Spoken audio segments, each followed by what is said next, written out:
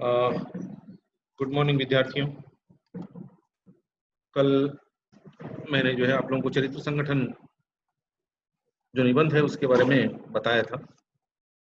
तो लेखक ने जो 6 चरित्र के जो गुण बताए 6, उनमें से 2 गुण बता दिए थे मैंने आपको, विनय और उदारता। तो विनय और उदारता के बारे में बताते हुए फिर बाद में मैंने आपको प्रारंभ कर दिया था कि वो बताता, क्योंकि निबंध जो है कंप्लीट हुआ नहीं था, पूर्ण नहीं हो पाया, क्योंकि निबंध बहुत अच्छा है और क्योंकि ये व्यक्ति के जीवन से संबंधित है, तो व्यक्ति के जीवन से संबंधित है, इसलिए जो है थोड़ा विषय विस्तार से मैं समझा रहा हूं। मनुष्य जीवन का जो प्रभात होता है, मनुष्य जीवन का प्रारंभ होता है, मनुष्य जब पैदा होता है बाल्यावस्था में, वो धीरे धीरे सभी वस्तुएं जो है, सभी आदतें, भाषा, लिपि, संस्कार, ये सभी अपने माता पिता से प्राप्त करता है। और याद रखिए कि अगर झूठ बोलना भी आप सीखते हैं तो अपने माता पिता से सीखते हैं। आपको खुद मालूम नहीं होता झूठ होता क्या है, आपके माता पिता ही सिखाते हैं। मतलब जो भी गुण हो सकते हैं और जो भी दुर्गुण हो सकते हैं, वो हमें अपने घर से ही मिलना प्रारंभ होते हैं धीरे धीरे, याद रखिएगा। अगर हमारे घर में पिता है और पिता जो है सिगरेट पीते हो या बीड़ी पीते हो और अपने बच्चों से कहे कि सिगरेट पीना बुरा है, बीड़ी पीना बुरा है, उससे उसके स्वास्थ्य की हानि होती है, तो हम खुद सोचते हैं कि खुद तो पी रहे हैं और हमें बता रहे हैं। तो यहां से प्रारंभ होता है, याद रखिएगा।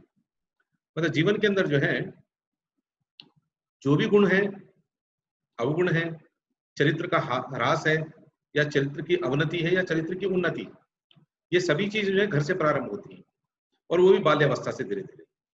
जब विद्यार्थी जो है 5 साल पूर्ण करने के बाद पहली बार जब स्कूल पहुंचता है, वहां वो जो है नए विद्यार्थियों से, नए दोस्तों से, नए व्यक्तियों से और नए जो शिक्षक हैं उनसे मिलता है।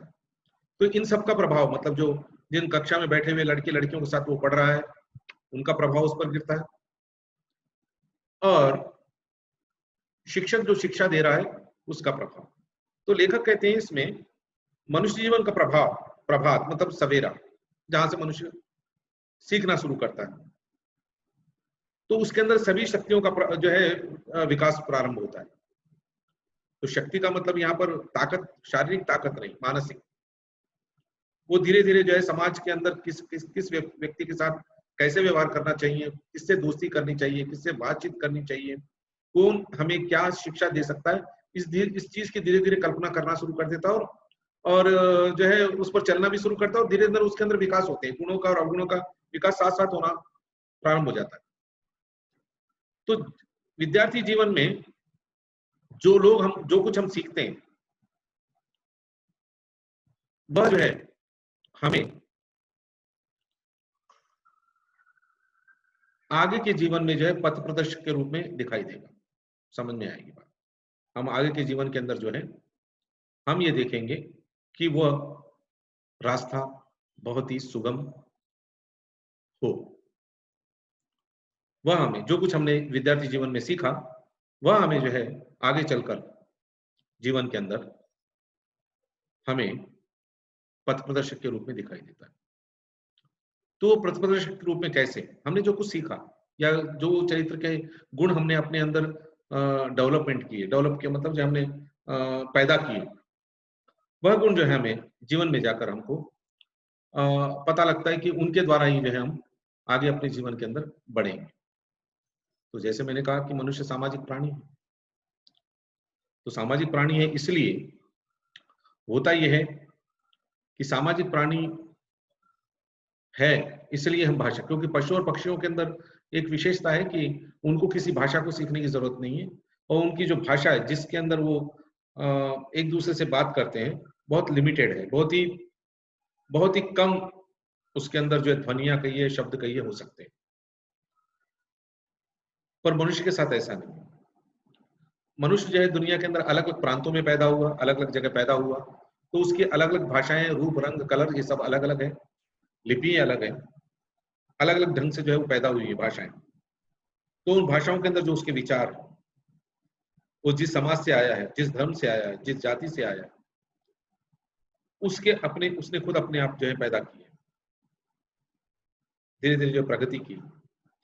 क्योंकि जैसे मैंने कहा कि समाज, जो लोग इस विद्यार्थी जीवन में हमारे पथ प्रदर्शक हैं, जब हम ज्ञान की प्राप्ति के, विद्या को प्राप्त करने के लिए जब हम स्कूलों में, स्कूल वगैरह, कॉलेज में जाना शुरू करते हैं, तो पथ प्रदर्शक कौन है? जब तक हम स्कूल नहीं जा रहे थे तब तक हमारे घर में जो है माता पिता ही पथ प्रदर्शक थे। वो हमें रास्ता दिखा रहे थे कि कौन सा रास्ता चाहिए, सही है, कौन सा रास्ता गलत है, किस रास्ते पर हमें चलना चाहिए और किस रास्ते पर हमें नहीं चलना चाहिए, किन चीजों को अपनाना चाहिए और किन चीजों को हमको छोड़ना है, हमारे अंदर क्या गुण होने चाहिए, क्या दुर्गुण नहीं होने चाहिए। ये जो है हमारे माता पिता धीरे धीरे हमको जब 5 साल की उम्र तक थे, वो समझा रहे थे। जब व्यक्ति जो है शिक्षा ग्रहण करने के लिए स्कूल पहुंचता है, तो वहां पर उसको सबसे पहले कौन मिलता है? शिक्षक, जो गुरु है, जो अध्यापक है। तो अध्यापक का परम कर्तव्य है कि सभी जो शिक्षा ग्रहण करने के लिए विद्यार्थी उस कक्षा के अंदर बैठे हुए, उनके अंदर नैतिक गुणों का विकास करें। नैतिक गुणों का, जितने भी, जिनको हम सब्जेक्ट में कक्षा के अंदर ऑप्शनल सब्जेक्ट कहते हैं, वह जीवन में, भौतिक जीवन में काम आते हैं या नौकरी के लिए वो काम आते हैं, पर व्यावहारिक जीवन में जीने के लिए, नैतिकता को जीने के लिए, नैतिक रूप से हमको सही होने के लिए, मनुष्य को मनुष्य के रूप में जीने के लिए जो है, वह चीजें जो है हमें, ये कहिए कि भाषा के माध्यम से पता लगती है, भाषा के माध्यम से सीखते हैं। तो भाषा का मतलब है साहित्य के माध्यम से। साहित्य में कहानी है, उपन्यास है, कविताएं हैं, रिपोर्टाज है, आलोचना है, बहुत सारी चीजें, उसके माध्यम से हमें पता लगता है कि मनुष्य को कैसा होना चाहिए, मनुष्य है क्या, मनुष्य की उत्पत्ति कहां से हुई। तो मनुष्य के जन्म से लेकर मृत्यु पर्यंत तक मनुष्य को इस समाज के अंदर किस तरह से जीना है, ये हमको साहित्य समझाता है। उसके बाद है इतिहास। इतिहास के द्वारा हम ये जानते हैं कि मनुष्य ने क्या गलती की पहले, और आज हमें क्या करना है, और आगे के लिए, भविष्य के लिए हमको कैसे संसार, किस दुनिया की रचना करनी है, किस समाज की रचना करनी है, ये हम इतिहास के द्वारा से सीखते हैं। तो अलग अलग सामाजिक विज्ञान है, नागरिक विज्ञान है, नागरिक शास्त्र जिसको हम कहते हैं, या फिर इतिहास है। तो अलग अलग जो सब्जेक्ट हैं, जो विषय हैं, वो मनुष्य को जो है शिक्षा के माध्यम से मनुष्य को मनुष्यता के रूप में गढ़ने की कोशिश करते हैं। तो सबसे बड़ा ये कौन गढ़ेगा? वो शिक्षक, जो स्कूल में शिक्षा दे रहा है। अध्यापक का काम है कि अपने बच्चों के अंदर वो नैतिक विषयों का, नैतिक विचारों का गठन करें। जो बच्चे धीरे धीरे बड़े हो रहे हैं, उनके अंदर गुणों को वो धीरे धीरे डेवलप करें, पैदा करें, अच्छे गुणों की तरफ उनको लेके जाए। गुण है क्या, अवगुण क्या है, सगुण क्या है, दुर्गुण क्या है, सुगुण क्या है, दुर्गुण क्या है, इन सब चीजों के बारे में बताए। सत्य, अहिंसा के बारे में बताए, विनय के बारे में बताए, उदारता के बारे में बताए। तो सबसे पहले जो है माता पिता के बाद अगर कोई हमें सही रास्ते पर, विद्यार्थी जीवन में विद्यार्थियों को गढ़ने वाला कोई व्यक्ति है, तो वो है अध्यापक। इसीलिए जो है संस्कृत में फिर आता है मातृदेवो भव, पितृदेवो भव और आचार्य देवो भव। इसकी बात की गई। पहले मातृदेव, माता, जिसके कोख से हम पैदा हुए, जब हम कोख में थे तभी हम सीख रहे थे माँ के द्वारा। फिर पिता, जो हमें पालन करता है, बड़ा करता है। फिर कहते हैं आचार्य, जिसको हम शिक्षक भी कहते हैं, अध्यापक भी कहते हैं, जो आगे के कक्षाओं में जाकर लेक्चरर भी बन जाते हैं, प्रोफेसर या रीडर वगैरह। ये सभी लोग जो हैं हमें धीरे धीरे जो गढ़ते रहते हैं, हमें बनाते हैं। तो हम, जो शिक्षक का कर्तव्य है कि अपने विद्यार्थियों के अंदर इन गुणों को भरे। तो मैंने आपको जो है कल विनय के बारे में बताया था, उदारता के बारे में बताया था। फिर कहते हैं उसके अंदर बहुत सारे गुण हैं, मतलब ये गुण भी हैं, फिर अवगुण भी हैं। अवगुणों के बारे में बताएंगे। तो फिर वो कहते हैं कि भाई, जैसे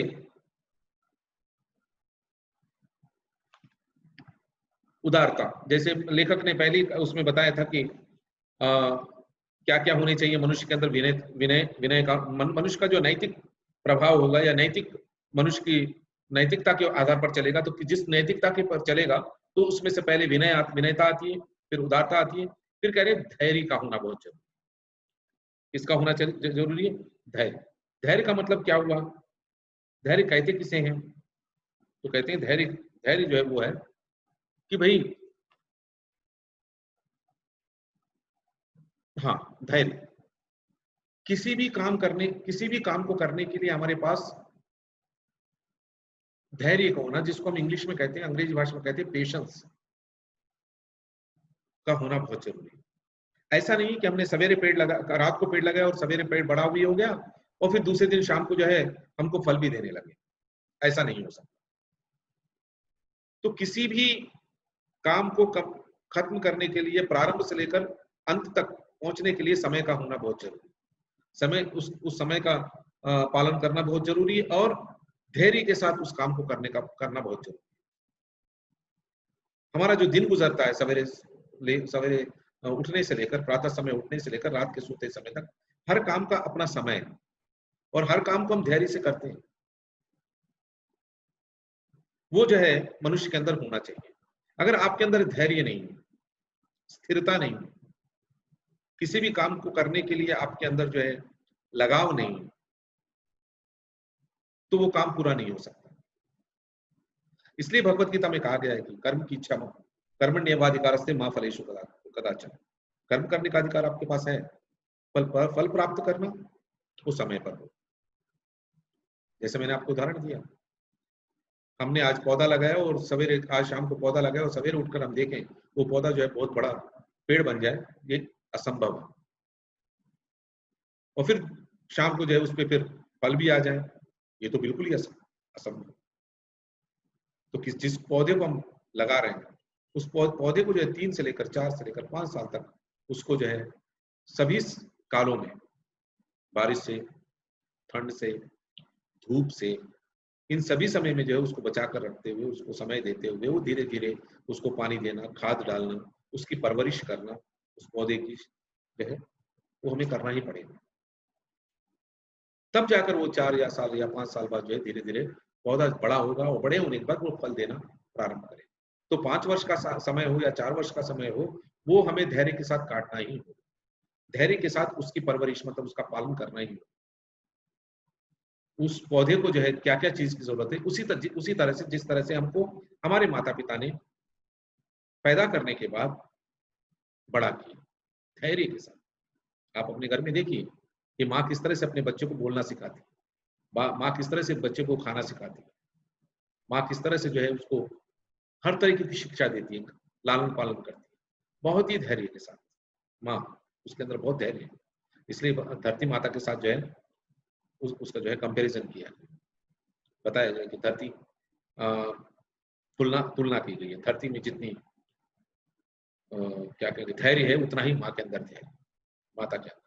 इसलिए हम भारत माता कहते हैं, माता, हमारी माँ और भारत माँ, बहुत धैर्य के साथ।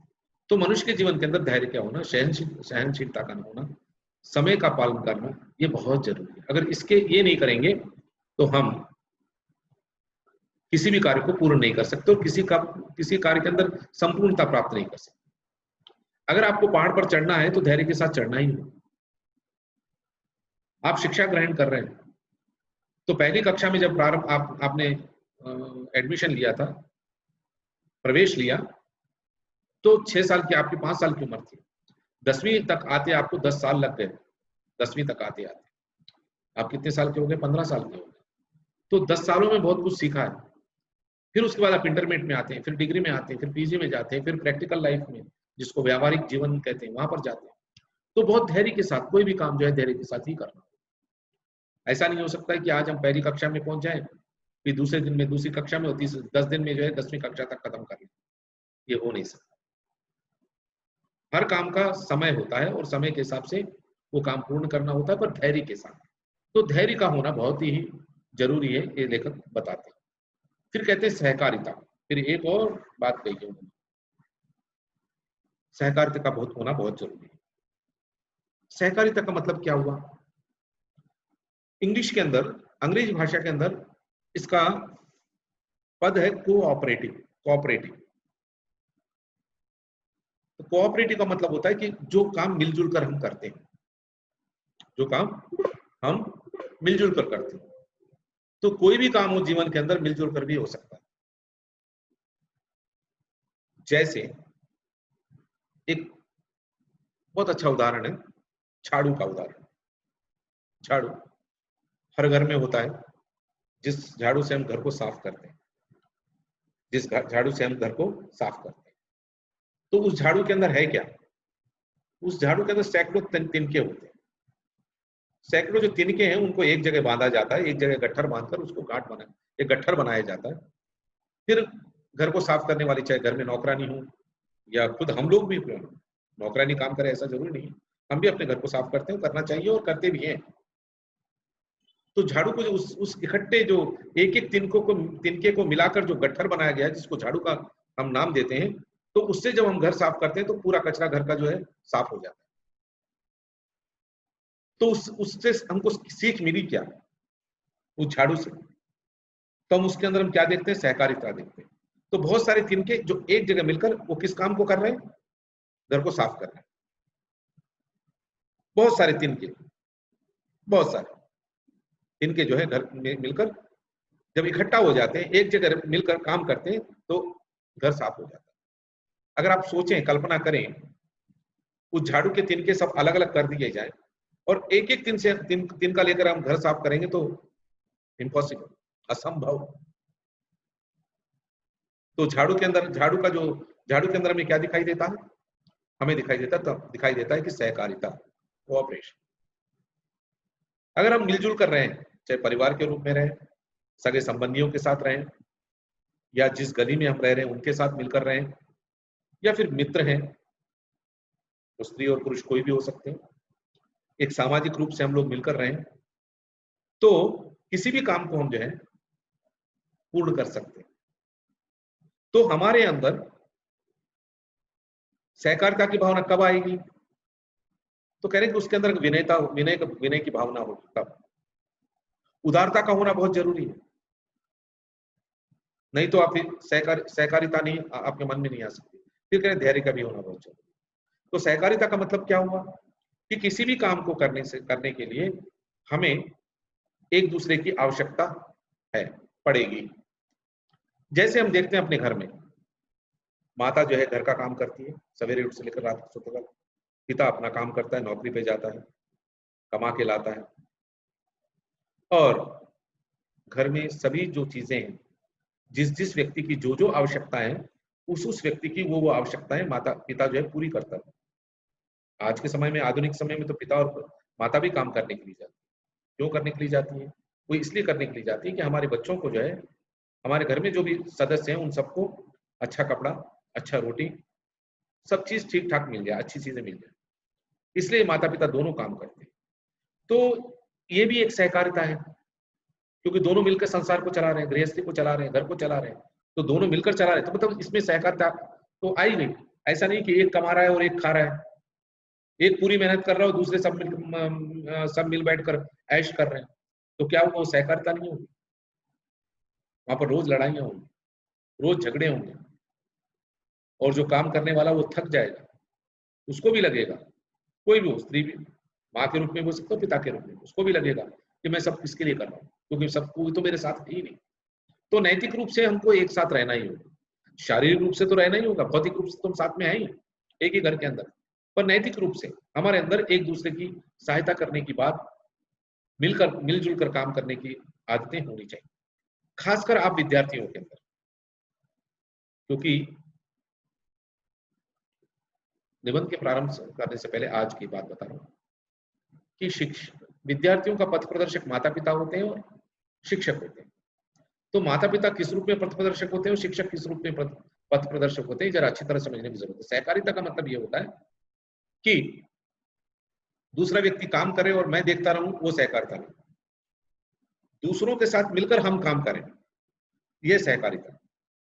अब दूसरा व्यक्ति है कौन? जो दूसरा व्यक्ति वो हमारे घर के ही लोग हैं, हम वचन के रूप में दूसरा कह रहे हैं, उतना ही पर है। एक एग्जांपल, एक जो है उदाहरण के रूप में आपको, आप घर में हैं, आप बड़े हो चुके हैं, अब डिग्री में पढ़ रहे हैं, फर्स्ट ईयर में हैं आप लोग, तो समझ लीजिए कि आप 18 साल के हो चुके हैं। तो माँ का काम घर में, जो माँ काम करती है सवेरे उठने से लेकर, अगर उसके काम में हम हाथ बटाएं, छोटे छोटे भी हो सकते हैं। अब जैसे कि माँ खाना पका रही तो हम सब्जी काट कर दें, चावल धो कर दें, या फिर रसोई घर की जो साफ सफाई करें, जो रसोड़ा होता है प्लेटफॉर्म, उसको हम क्लीन कर लें। माँ खाना पका रही है, चलो भाई हम घर को साफ कर लेते हैं। ये सहकारिता के गुण है। तो आप जब ये काम करेंगे तो आप करेंगे क्या कि आपकी जो माँ के की सहायता कर रहे हैं, सहकारिता सहायता कर रहे हैं, और उसके कारण जो माँ के का दुख है वो कम होगा, वो जो मेहनत है वो कम होगी, क्योंकि उसकी मेहनत को आप बांट रहे हैं, बांट कर आप उसकी सहायता कर रहे हैं। तो ये एक गुण हो आपके अंदर डेवलप हो, ये गुण है आपके अंदर कि धीरे धीरे आप अपने अंदर गुण को डेवलप कर रहे हैं। कपड़े हैं रोज धोने के कपड़े, अगर घर में, क्योंकि आजकल मिडिल क्लास के घर में, सब लोगों के घर में वॉशिंग मशीन, आप अपने अपने कपड़े, माता पिता के कपड़े, भाई बहनों के, जो भी घर के कपड़े वॉशिंग मशीन में डाल दीजिए, धुलने के बाद सूखने के डाल दीजिए। तो ये बहुत बड़ा काम हो गया घर में। घर में जो है अगर बड़ा घर है तो साफ सफाई की ज्यादा जरूरत पड़ती है।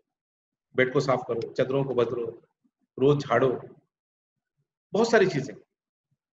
अगर आप अपने घर में आपके पिता को आप सहायता कर रहे हैं, अपनी माता को सहायता कर रहे हैं काम के रूप में, तो क्या होगा, उनका समय की बचत कर रहे हैं आप, उनका जो शारीरिक श्रम है उसमें आप सहायता कर रहे हैं, जिससे कि आपकी माता थकेगी नहीं। ये जरूरी है कि अगर आप बड़े हो गए तो इसका मतलब है कि आपकी माता भी धीरे धीरे बूढ़ी हो रही है। आज आप 18 साल की हैं तो इसका मतलब है कि आपकी माता 35 साल की होंगी, 40 से 45 के बीच में। तो जवान बच्चों के अंदर जितनी शक्ति होती है प्रौढ़ावस्था में उतनी नहीं होती, वो धीरे धीरे वृद्धावस्था की तरफ बढ़ रहे हैं। तो जैसे जैसे आप उनका काम को बांटेंगे सहकारिता के आधार पर, तो होगा ये कि वह मानसिक रूप से बहुत खुश रहेगी। उनको लगेगा कि मेरे बच्चे बड़े हो गए और मेरे बच्चे मेरे बारे में जानते हैं, मेरी सहायता कर रहे हैं, मेरी तकलीफों को समझ रहे हैं। जब तक आप अपने माता पिता की तकलीफों को दूर नहीं करेंगे, नहीं जानेंगे, तब तक समाज के अंदर बाहर आप कुछ नहीं कर सकते। तो सहकारिता का होना, आप अपने पिता की सहायता करें। एक काम ये भी है, घर के अगर हम काम बट घर के सभी लोग, चाहे लड़का या लड़की हो, अगर घर में हम काम बांट कर रहे हैं तो घर में नौकरानी रखने की जरूरत नहीं पड़ेगी। अगर आप नौकरानी रखेंगे तो उसको तनख्वाह देंगे, तो पैसा तो बच जाता है। वो जो पैसा या धन बचा वो किसी और काम के लिए भी काम आ सकता है, आपके लिए, किसी और के लिए नहीं। तो सहकारिता के कारण क्या होता है, होता ही है कि हम समय का बचत करते हैं, दूसरों की सहायता कर, दूसरे का मतलब जो घर में लोग व्यक्ति हैं उनकी सहायता कर रहे होते हैं, और साथ साथ धन को बचा रहे हैं, और आपके अंदर एक अलग सी खुशी होगी, एक अलग से खुशी पैदा होगी कि हाँ मैं किसी काबिल हूं, मैं ये काम कर सकता हूं। अब आज के जीवन की हम बात करें, सहकारिता शब्द के जब ये बात आई है, इसका एक विशेष संदर्भ में बात बता रहा हूं। पहले हुआ करता था कि पिता कमाते थे और माता घर में जो है सब काम करती थी सब। अब ऐसा नहीं रहा। अब जो है एकल परिवार की बात आ गई। पहले जो है हम तेलुगु में कहते हैं ना, उम्बड़ी उम्मड़ी कुटुंबम। भाई पहले जो है परिवार बहुत बड़ा हुआ करता था, जिसमें माता पिता भी थे और माता पिता की 4-5 लड़के पैदा हुए तो सभी लोग मिलकर साथ रहते थे। वो भी एक बहुत अच्छा कॉन्सेप्ट था, और मुझे लगता है कि वो कॉन्सेप्ट ही सही है। पर आज ऐसा नहीं है। कारण ये है कि नौकरी कर, वो ऐसा नहीं कि कोई व्यक्ति ये चाहता है कि अपने माता पिता को छोड़कर अलग रहे, नहीं। अब हुआ ये है कि नौकरी करने के लिए हमको अपने गांव को छोड़ना पड़ रहा है, अपने घर को छोड़ना पड़ रहा है। जब आप अपने घर को, अपने गांव को छोड़कर किसी जगह जाते हैं नौकरी करने के लिए, तो आवश्यकता है कि आपकी पत्नी आपके साथ जाएगी। तो इस रूप से क्या हुआ कि परिवारों के अंदर जो विघटन प्रारंभ हुआ, मतलब बिछड़ने लगे, परिवार टूटने लगे धीरे धीरे। जो पहले परिवार जो मिला जुला परिवार था, संगठित परिवार था, तो काम के कारण, नौकरी के कारण या किसी और के कारण जो है परिवार धीरे धीरे टूटने लगे, तो एकल परिवार बनने लगे। एकल परिवार का मतलब जहां पर सिर्फ पति पत्नी है और बच्चे हैं। तो पहले जब संगठित परिवार था तो वहां पर यह होता था कि मिलजुल के काम कर लेते थे और वो परिवार चल जाता था, क्योंकि वहां पर स्त्री और पुरुष, स्त्रियों का काम था कि घर का काम संभाले, और पुरुषों का काम था कि वो बाहर जाके बिजनेस करें या काम करें, नौकरी करें, कुछ भी, वो पैसा कमा के लाए और संसार गृहस्थी को चलाए। जब एकल परिवार की बात आई और खुद को अपने घर खरीदने की बातें, या फिर जो हमें चाहिए चीजें, जैसे मैंने कहा कि मनुष्य की जो है 3 ही मूलभूत अधिकार, जरूरतें, रोटी कपड़ा और मकान। तो इन 3 चीजों को प्राप्त करने के लिए फिर क्या करते हैं, पति पत्नी दोनों मिलकर काम करना प्रारंभ कर देते हैं। जब दोनों मिलकर काम करेंगे तो जरूरी है, याद रखिएगा कि घर के भी काम आपको दोनों को बराबर करना ही होगा। अगर दोनों मिलकर जो है बाहर बाहर जाके काम कर रहे हैं, तो फिर घर में आने के बाद ऐसा नहीं है कि घर के काम फिर स्त्री अकेले ही करे, ये ठीक भी नहीं है। मतलब स्त्री जो है घर का भी काम करे फिर बाहर जाके भी कमाए, ये ठीक नहीं है। तो अगर दोनों बाहर कमाने के लिए जा रहे हैं तो दोनों भी घर का काम सहकारिता के साथ दोनों मिलजुल कर बैठकर मिलजुल कर काम को बांटकर घर के काम जो सवेरे से लेकर रात तक होते हैं नौकरी के अलावा उनको हम मिलकर करें। तो आज हम ये देखते हैं कि पाश्चात्य देशों में, अमेरिका हो कहीं भी हो, वहां पर स्त्री और पुरुष मिलकर घर का काम करते, कोई भी काम, कोई भी सफाई हो, बर्तन मांजने हो, खाना पकाना हो, कपड़े धोना हो, कुछ भी हो, दोनों मिलकर करते हैं क्योंकि समानता की बात आती है। सहकारिता समानता के आधार पर टिकी हुई है, याद रखिए। तो मनुष्य के मन में विनय का होना बहुत जरूरी है। मनुष्य के मन के अंदर जो है उदारता का होना जरूरी है, और समानता के साथ ही सहकारिता की भावना भी आती है। आप उम्र में छोटे बड़े हो सकते हैं पर समान है। तो इस रूप में हम ये देखते हैं कि सहकारिता का होना बहुत जरूरी है। तो पति पत्नी मिलकर दोनों के अंदर अगर सहकारिता है, समानता है, दोनों दोनों मिलजुल कर बैठकर सब काम कर रहे हैं, तो गृहस्थी की जो गाड़ी है वो आराम से चले, उसमें कोई प्रॉब्लम नहीं है। तो मनुष्य को जीवन के अंदर याद रखिए, अब अगर हम आप कॉलेज में पढ़ रहे हैं तो कॉलेज में भी सहकारिता का काम है। कुछ लड़के जो है काम करते रहते हैं कॉलेज के, वो कुछ नहीं करेंगे, तो होगा ये कि जो काम कर रहे हैं वो आगे निकल जाएंगे, जो काम नहीं कर रहे वो पीछे रह जाएंगे। उस समय के लिए उनको वो जो है अच्छा लगता है कि मैं कोई क्या कहते हैं, मैं कोई भार नहीं उठा रहा हूँ, रिस्पॉन्सिबिलिटी जिसको हम कहते हैं कर्तव्य नहीं ले रहा हूँ। पर होगा क्या कि आपकी धीरे धीरे ये आदत बन जाएगी, आप दूसरों पर डिपेंड होते चले जाएंगे। तो सहकारिता का होना बहुत जरूरी। इसके बाद कहते हैं, फिर लेखक कहते हैं इसके बाद सत्य बोलना और वचन का पालन करना। सत्य वचन का पालन, सत्य बोलना और वचन का पालन करना। सत्य है क्या? सूर्य अपने आप में सत्य है, प्रकृति अपने आप में सत्य है, चंद्रमा अपने आप में सत्य है, हम भी जो मनुष्य के रूप में जन्म लिया है हम लोगों ने, हम सत्य हैं। ये जो है भौतिक चीजों के बारे में बात है। यह सत्य का मतलब होता है कि समाज ने और धर्म ने जो हमें बताया कि ये सही है और ये गलत है, इस पर हमें चलना। संस्कृत में एक श्लोक है, बहुत अच्छा श्लोक है, और हम ये देखते हैं कि हमारा जो दूरदर्शन टीवी है, दूरदर्शन टीवी, उसका जो लोगो है, प्रतीक, उसमें नीचे लिखा रहता है सत्यम शिवम सुंदरम। सत्य कैसा होना चाहिए? शिवम, कल्याणकारी हो, और सुंदरम, सुंदर भी हो। सत्य हो, पर वो कैसा सत्य हो जो हम हमारा तो कल्याण करे ही, पर हमारे साथ जो लोग हैं, हमारा जो समाज है, उसका भी कल्याण करे। अशुभ न हो, शुभ हो। सत्यम शिवम, जो कल्याणकारी, फिर कह रहे सुंदर भी हो। उसी तरह से फिर संस्कृत में एक और श्लोक है, सत्यम ब्रूयात प्रियम ब्रूयात ना ब्रूयात सत्यम अप्रियम। सत्य बोलिए, पर सत्य कैसा हो? प्रिय हो, अच्छा लगे, वो सत्य को सुनकर लोग जो है खुश हो, और कल्याण भी हो। कहते ना ब्रूयात सत्यम अप्रियम, कभी ऐसा सत्य ना बोलें जिससे लोगों का नुकसान। यहां पर कहने का मतलब यह नहीं कि वो नहीं कह रहे हैं कि भाई सत्य मत बोलो, बोलो, पर समय और संदर्भ को देखकर बोलो। ऐसा ना हो कि आपके किसी सत्य के कारण जो है किसी का नुकसान हो। एक बात आती है, उदाहरण के रूप में कह रहा हूं, सत्य नहीं हो सकता। अंग्रेजों के समय में एक देशभक्त जो है के पीछे जो है अंग्रेज की सेना, पुलिस जो है भाग रही है, और वो व्यक्ति जो देशभक्त, जो देश की लड़ाई के लिए लड़ रहा था, हिंसा के अहिंसा के रास्ते पर, हिंसा के रास्ते पर चल, वो भाग के जा रहा है कहीं। दो रास्ते आए, एक दाईं तरफ जा रहा था, एक बाईं तरफ जा रहा था। तो वो तीन रास्ते तिराहे पर जो व्यक्ति बैठा हुआ था, कोई और व्यक्ति था। वो भागता हुआ आया, आकर जो देशभक्त था वो दाईं तरफ चला गया, भागते हुए चला गया। तो पीछे जो सिपाही आ रहे थे, उन्होंने देखा कि वो व्यक्ति दिखाई नहीं दे रहा, कहाँ गया। तो वो तिराहे पे जो बैठा हुआ व्यक्ति था, उससे उन्होंने पूछा, भाई अभी जो आदमी भागता हुआ आया था वो कहाँ चला गया?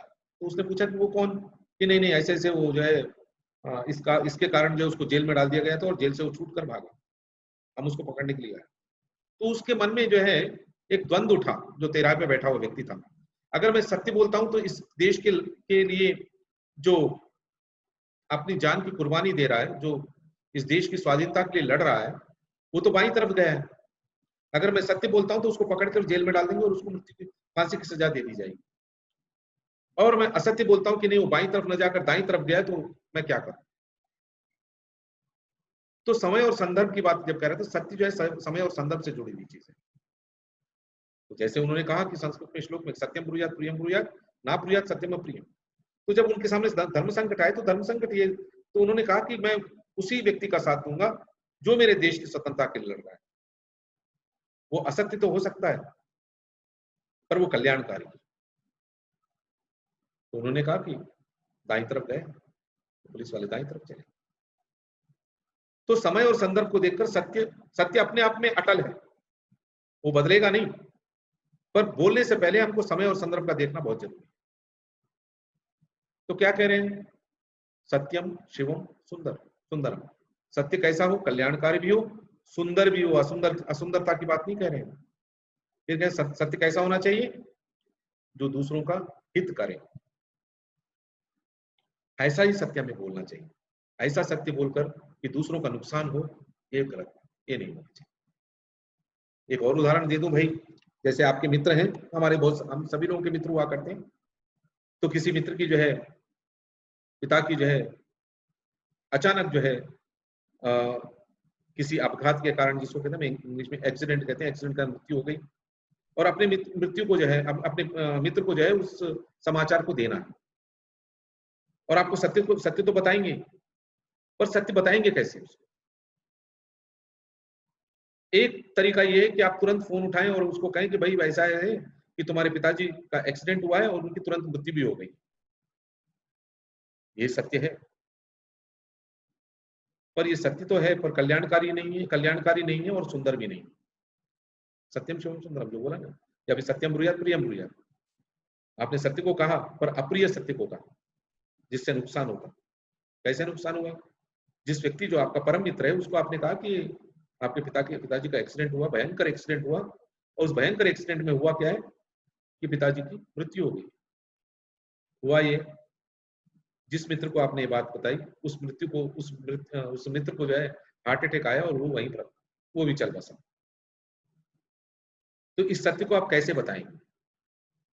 इस सत्य को कैसे कहेंगे? फिर कहते हैं कि एक और तरीका है भाई, जो मित्र का नाम भी जो भी, तुम्हारे पिताजी का एक्सीडेंट हुआ है, उनको हॉस्पिटल लेके गए, हॉस्पिटल में उनका उपचार चल रहा है, आप तुरंत आ जाइए और तब तक हम आपका इंतजार कर रहे हैं हॉस्पिटल में। अब हो सकता है कि सही में हॉस्पिटल में हो, पर मृत्यु तो हो चुकी है। पर जो आपका मित्र घर से, जो ऑफिस से चला है घर तक, हॉस्पिटल तक, तो उसके मन, वो जो है उसके मन में बहुत सारे विचार उत्पन्न होंगे, बहुत सारी कल्पनाएं करेगा कि पिताजी का कैसे एक्सीडेंट हुआ होगा, किस रूप में होंगे। तो वो हॉस्पिटल तक आते आते वो जो उस भय, वो डर, वो पीड़ा जो सह रहा था, उसके अंदर शक्ति पैदा हो जाए। वो खुद मन में सोचता है कहीं ऐसा तो नहीं कि एक्सीडेंट हो गया, मेरे पिताजी की मृत्यु हो गई होगी। फिर वो खुद सोचता है कि नहीं नहीं, मृत्यु नहीं होगी, चोट लगी होगी, उतना है। क्योंकि मेरे मित्र ने बताया कि हाँ एक्सीडेंट हुआ, चोट लगी, कोई अप्रिय घटना नहीं होगी, मैं पहुंचने के बाद पिताजी ठीक हो जाएंगे। वो धीरे धीरे उस मनस्थिति में चला जाता है और उस मनस्थिति को डेवलप भी कर लेता, मतलब बन जाता है, जहां पर वो किसी भी बुरे से बुरे समाचार को सुनने के लिए तैयार हो जाता है। तो लेखक क्या कहते हैं? सत्यम शिवम सुंदरम, या सत्यम प्रियम ब्रूयात ना ब्रूयात सत्यम। मतलब ऐसा सत्य नहीं होना चाहिए दूसरों को प्रिय अप्रिय करे, पर सत्य कैसा होना चाहिए? जो प्रिय करे, कल्याणकारी हो और सुंदर भी। ये इन्होंने बताने की कोशिश की है लेखक ने। तो सत्य बोलना, यद्यपि सत्य बोलना सबसे सहज बात है। एक बात बता रहे हैं, एक सत्य के अंदर एक चीज, हिंदी में एक कहावत और है, एक बात कही, एक झूठ को छिपाने के लिए 100 झूठ बोलने पड़ते हैं। एक झूठ को छुपाने के लिए 100 झूठ बोलने पड़ते हैं। अगर आपने कोई गलत काम किया या जो भी काम है, अगर आपने सच बता दिया, उसके बाद आपको सोचने की जरूरत नहीं पड़ती, आपको विचार करने की जरूरत नहीं पड़ती, आपने जो सत्य कहा उसको याद करने की भी जरूरत नहीं पड़ती, क्योंकि आपने बोल दिया और जो कहा वो सही कहा।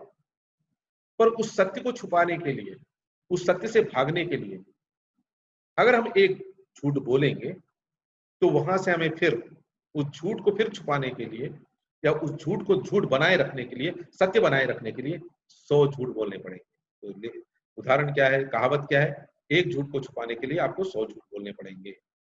और जो झूठ आपने कहा, आपको बार बार याद रखना होगा कि मैंने ये कहा था,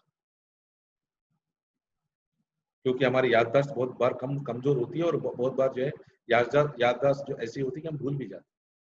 जो चीज हमने कल खाई, अगर आपसे आज पूछा जाए कल सवेरे आपने क्या खाया था, आपको आज याद नहीं होगा, आपको सोचना पड़ेगा कि हाँ मैंने कल क्या खाया था, सवेरे क्या खाया था, दोपहर को क्या खाया था, रात को क्या खाया, सोचना पड़ेगा। होता ये कि हमारी याददाश्त में से चीजें निकल जाती हैं। तो जो आपने झूठ कहा, उस झूठ को छुपाने के लिए फिर 100 झूठ बोलने पड़ेंगे। तो सत्य पर चलना, सत्य के बात करना, वो बहुत ही सरल है, बहुत ही सहज है, उसमें कोई नमक मिर्च मिलाने की जरूरत नहीं पड़ती। पर जब आपको झूठ बोलना होता है, तो आपको बहुत सारी बनावटी बातें करनी ही पड़ेगी। तो बेटर यह है कि आप सत्य पर चलो। एक बार आपने कह दिया, बात खत्म हो जाती है। तो ये सत्य पर चलने वाली बात है। और चरित्रवान जो पुरुष है, उसके पास जो है, जैसे मैंने कहा कि महात्मा गांधी, बार बार मेरे सामने महात्मा गांधी खड़े हो जाते हैं, तो उनके 2-3 चीजें हमें देखते हैं कि सत्य पर चलना, अहिंसा का पालन करना, और तीसरी चीज ब्रह्मचर्य, तो चौथी चीज उनका आमरण, मतलब स्वतंत्रता की प्राप्ति के लिए आमरण अनशन जो उन्होंने जिसका पालन किया, तो जो हमेशा सत्य पर चलते रहे। उनका कहना था कि हमें झूठ बोलकर, अगर देखिए एक जगह वो कहते हैं कि किसी व्यक्ति ने हमारी आंखें फोड़ दी और उस एक आंख फोड़ी, और सामने जिसने आंखें फोड़ी, अगर हम उसकी 2 आंखें फोड़ना शुरू करेंगे तो दुनिया में अंधे ही बचेंगे। दुनिया में क्या बचेंगे? अंधे। तो हिंसा का रास्ता जब अपनाते हैं तो फिर हिंसा ही आपको मिलेगी।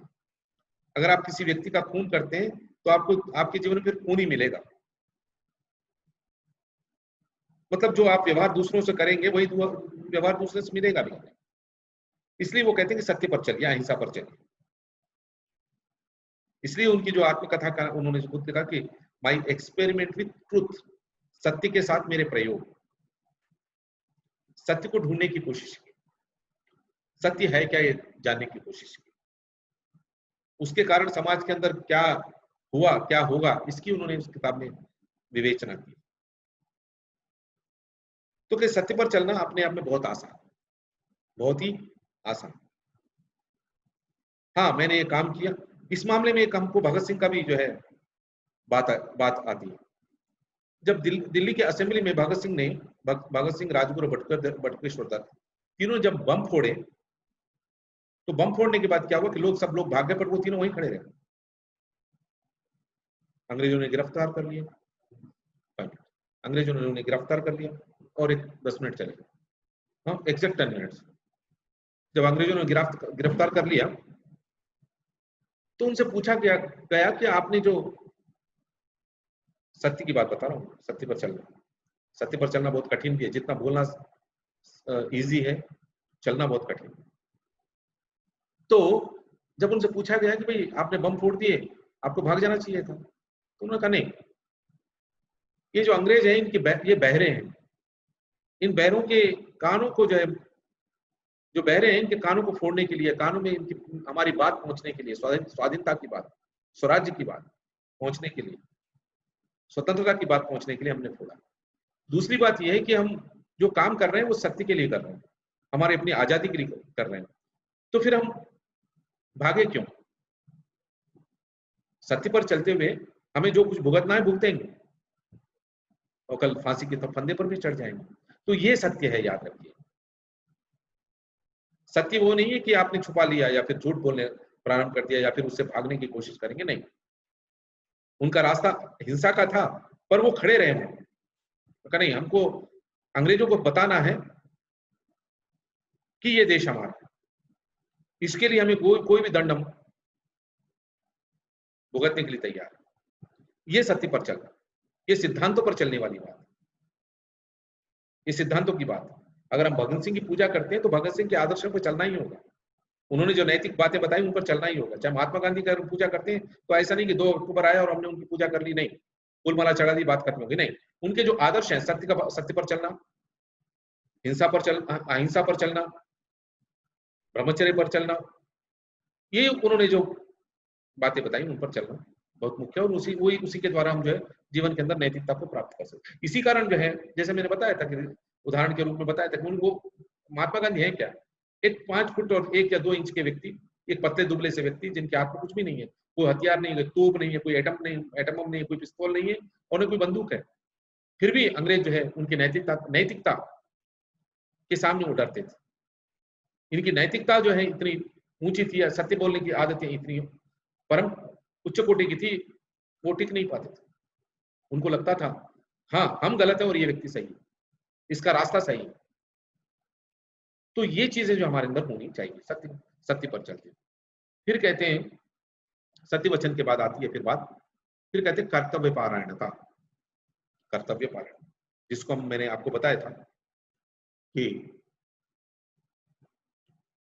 सिक्के के 2 पक्ष हैं जिंदगी के अंदर, मनुष्य के जीवन के अंदर, चाहे विद्यार्थी जीवन हो, मनुष्य पैदा होने से लेकर मृत्यु पर्यंत तक अलग अलग रूपों के अंदर, अलग अलग अवस्थाओं में मनुष्य के जो कर्तव्य है वो सिक्के के 2 पहलू हैं। एक है हमारा जिसको हम कहेंगे कर्तव्य, और दूसरा हमारा है अधिकार। तो कर्तव्य जो है सिक्के की एक तरफ है, और सिक्के की दूसरी तरफ जिसको हम कॉइन कहते हैं, 1 रुपए का कॉइन समझ लीजिए, उसके दूसरी तरफ है अधिकार। अधिकार बिना कर्तव्यों को मिल नहीं सकता। अगर आप ये सोचें, कोई भी किसी भी अवस्था के अंदर मेरे सिर्फ अधिकार हैं, ये गलत। अधिकार तभी आपको मिलेंगे जब आप अपने कर्तव्य पर चलेंगे, बिना कर्तव्य का अधिकार नहीं हो सकता। तो कर्तव्य है क्या? తెలుగులో దాన్ని మనం బాధ్యత అంటాం. హక్కులు, బాధ్యత. బాధ్యతలు లేకుంటే హక్కులు లేవు. तो अगर इंग्लिश में जाए तो रिस्पॉन्सिबिलिटी, जो कर्तव्य हम कहते हैं रिस्पॉन्सिबिलिटीज, और अधिकार जो हम जिसको कहते हैं कि आपके अधिकार जो है। तो जैसे फॉर एग्जांपल, उदाहरण के रूप में आप विद्यार्थी जीवन में हैं, तो आप इस समय क्या कर रहे हैं? विद्या का अर्जन कर रहे हैं, शिक्षा आपको मिल रही है, ज्ञान का अर्जन आपको दिया जा रहा है। तो आपका कर्तव्य क्या है? आपका कर्तव्य सिर्फ और सिर्फ पढ़ना, ये आपका कर्तव्य। आपके अधिकार भी है, जैसे मैंने कहा कि कॉइन की एक तरफ, सिक्के की एक तरफ कर्तव्य है, दूसरी तरफ अधिकार। अगर आप शिक्षा का ग्रहण उचित रूप से, सही समय पर, सही दिशा से, सही मार्ग पर चलते हुए ले रहे हैं और कोई गलती नहीं कर रहे हैं, तो आपका अधिकार क्या है? आपका अधिकार यह है कि आपके माता पिता क्या करें? आपकी सही समय पर फीस भरें, आपको पुस्तकें खरीद कर दें, आपको जो है स्कूल या कॉलेज में जाने के लिए जो कपड़ों की जरूरत है उनकी पूरी करें। मतलब जो आपकी जो है कम से कम जो जरूरतें हैं या अधिक से अधिक जरूरतें वो पूरी करें, ये उनका कर्तव्य है। और इन चीजों की जरूरत जो आपको है, आपका अधिकार है अपने माता पिता से पूछें। पर कब आपका अधिकार प्रारंभ होता है? अधिकार वहां से प्रारंभ होता है जहां से आपका कर्तव्य प्रारंभ होता है। तो कर्तव्य क्या है? आपका शिक्षा ग्रहण करने का कर्तव्य है। शिक्षा ग्रहण करने का कर्तव्य आपका है, क्योंकि आपको कॉलेज में डाला गया, आपको कॉलेज भेजा गया, पढ़ने के लिए भेजा गया, किसी और काम के लिए नहीं। अगर यहाँ पर आप न पढ़ते हुए कोई और काम कर रहे हैं तो आपके अधिकार खत्म हो जाते हैं, आपकी आवाज खत्म हो जाती है। आप अपने माता पिता से पूछ नहीं सकते कि मुझे नहीं चाहिए, मुझे चाहिए। अगर आप ठीक तरह से नहीं पढ़ा रहे तो सबसे पहली बात ये होगी, माता पिता कहेंगे जिस काम के लिए हमने आपको कॉलेज भेजा, आप क्या वो कर रहे हैं? वो कर्तव्य आप पूरे कर रहे हैं? नहीं कर रहे हैं। तो जब आप नहीं कर रहे हैं तो आपको पूछने का अधिकार नहीं है।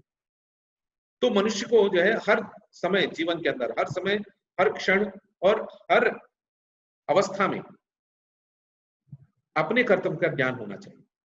जैसे मेरा कर्तव्य, एक शिक्षक का कर्तव्य क्या है? एक शिक्षक का कर्तव्य है कि पढ़ाना। आप विद्यार्थी कक्षा में आकर बैठे हुए हैं और जो पाठ्यक्रम के पुस्तक के अंदर और पाठ्यक्रम के अलावा, क्योंकि हम साहित्य पढ़ा रहे हैं, तो साहित्य कोई कहानी या उपन्यास नहीं है या कोई कविता नहीं है। कविता के माध्यम से हम आपके अंदर जो मनुष्य के अंदर जो इस चरित्र का संगठन, जो चरित्र के अंदर जो गुण है, उन गुणों को पैदा करने का काम एक शिक्षक का काम, आपको सही रास्ते की तरफ ले जाना का काम है। तो सही रास्ता क्या है ये बताना पहले, ये हमारा काम है, शिक्षक का काम। तो इस काम के अंदर एक शिक्षक का काम शिक्षा को देना, सही रास्ते को बताना, एक दीपक का काम है। दिया अंधेरे में जो है हम रास्ते पर दिया जला कर बैठते हैं ना, उस तरह से ये शिक्षक का काम है। अगर शिक्षक जो है अगर ये काम को पूरा नहीं करेगा तो उसका मतलब ये है कि वो अपने कर्तव्य का पालन नहीं कर रहा है। तो शिक्षक के रूप में मेरा कर्तव्य यह है कि आपको सही मार्ग पर ले जाते हुए, सही शिक्षा को देते हुए मेरा काम यह हो जाता है कि शिक्षक के रूप में मैं जो है अपना काम सही ढंग से करूं। और आपका अधिकार क्या है इस समय? आपका अधिकार यह है कि आप कॉलेज में आ रहे हैं तो आपको आपका अधिकार है पढ़ना, कर्तव्य आपका पढ़ना है और पढ़ाना कर्तव्य मेरा है। तो दो कर्तव्य जब मिलते हैं तब अधिकार के रूप में परिवर्तित हो जाते हैं। तो शिक्षक का अधिकार क्या है?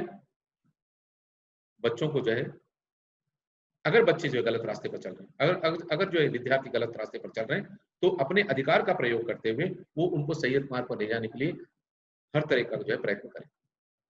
तो इस तरह से आपको मैं समझता हूं कि विनय, उदारता, धैर्य, सहकारिता, सत्य वचन का पालन करना और कर्तव्य पारायणता, इन सब चीजों के बारे में आपको अच्छी तरह समझ में आया होगा। ये चरित्र संगठन जो लेसन है, ये जो निबंध है, वो इसीलिए रखा गया था कि विद्यार्थी जीवन के अंदर मनुष्य को किन किन गुणों की आवश्यकता है और किन किन दुर्गुणों से हमें बचना है, ये जो है इस लेसन के माध्यम से, इस निबंध के माध्यम से आपको बताने की कोशिश की गई है। और मैं समझता हूं कि आपको पूरी तरह से समझ में आ गया होगा। बहुत बहुत धन्यवाद।